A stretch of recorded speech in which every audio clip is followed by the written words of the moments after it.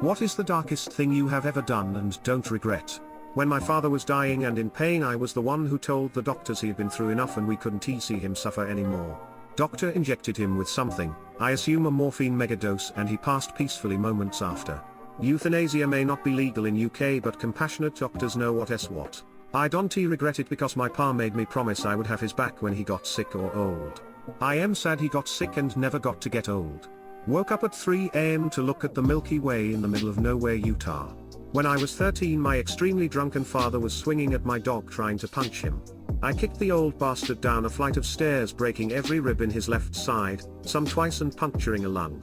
Then I went back to watching Dukes of Hazzard. When my mom came home, she asked where dad was. I told her he was laying on the basement floor. Why? He drunk, of course, he must have fell. She went down there and bitched at him for about 20 minutes. Then she called my uncle to come and help me carry him upstairs. My dog wouldn't let my uncle near the old man, so I had to carry him up by myself. I was a big kid. Anyone with even a tiny bit of first aid knowledge, me, from scouts, would know not to do that.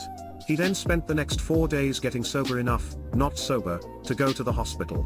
There he was properly diagnosed and treated, and his lung drained and reinflated.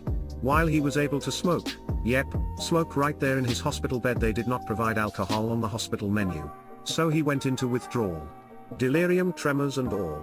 Kept screaming, "Get that goddamn horse off of my bed." How did that horse get in here?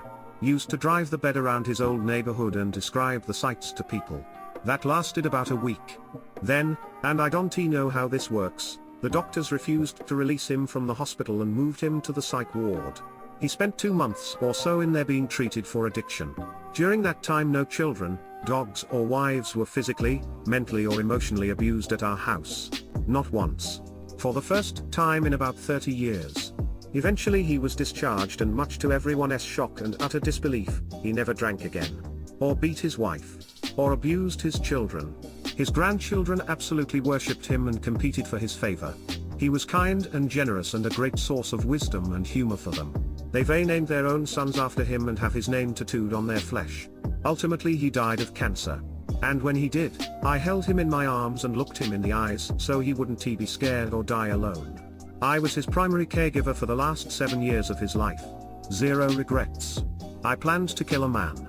Growing up, my best ever friend got molested by her stepdad often, but only her family knew about this. One day the whole thing got exposed on TV by one of those shows where all the tragedy is aired. I felt so much fury. I was a young silly man. I used to live in the favelas and knew a couple of not very good guys. I asked them for a favor. I would work for them if they killed the son of a bitch. We went there, the house was 100% empty. He fled after the news on TV.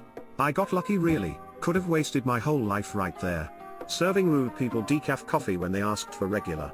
I have no regrets. Edit. Thank you everyone for the votes. I didn't think I would get this reaction from this comment.